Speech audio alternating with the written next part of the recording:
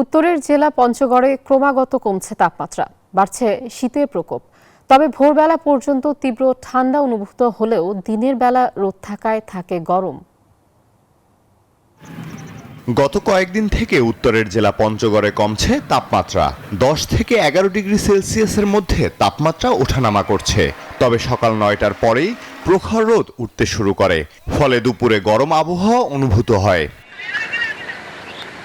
এদিকে বিকেলের দিকে তাপমাত্রার পারদ নিচের দিকে নামতে থাকায় সূর্য ডোবার সাথে সাথেই দেখা দেয় ঠান্ডা হিমেল বাতাস। গভীর রাত থেকে ভোর পর্যন্ত কনকনে শীত অনুভূত হয়। এতে সাধারণ খেটে খাওয়া মানুষের কিছুটা বিপাকে পড়তে হচ্ছে।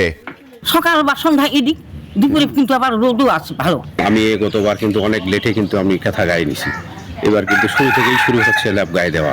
সকালবেলা হইলে একটু 10টা পর্যন্ত ঠান্ডা থাকে আর কি, তারপরে রোদ। শীত অনেক বেশি, ওই হিসাবে তো আমরা সরকারের কিছু অনুদান পাচ্ছি না। প্রতি বছর শীতে গরম কাপড়ের সংকটে পড়ে জেলার হাজার হাজার নিম্ন আয়ের মানুষ। জেলা প্রশাসন বলছে এরই মধ্যে তাদের জন্য শীতের কম্বল বিতরণের উদ্যোগ নেওয়া হয়েছে। তো শীতার্থ মানুষকে আমাদের পক্ষ থেকে, সরকারের পক্ষ থেকে ইতিমধ্যে আমরা কম্বল বিতরণ শুরু করেছি। সরকারের পক্ষ থেকে ইতিমধ্যে 2000 কম্বল আমরা পেয়েছি এবং কম্বলগুলো আমরা আনুপাতিক হারে 5টি উপজেলায় বিভাজন করে দিয়েছি। আবহাওয়া অফিস জানিয়েছে ডিসেম্বরে মাঝারি শৈত্যপ্রবাহের সম্ভাবনাও রয়েছে। Desk report, news 24।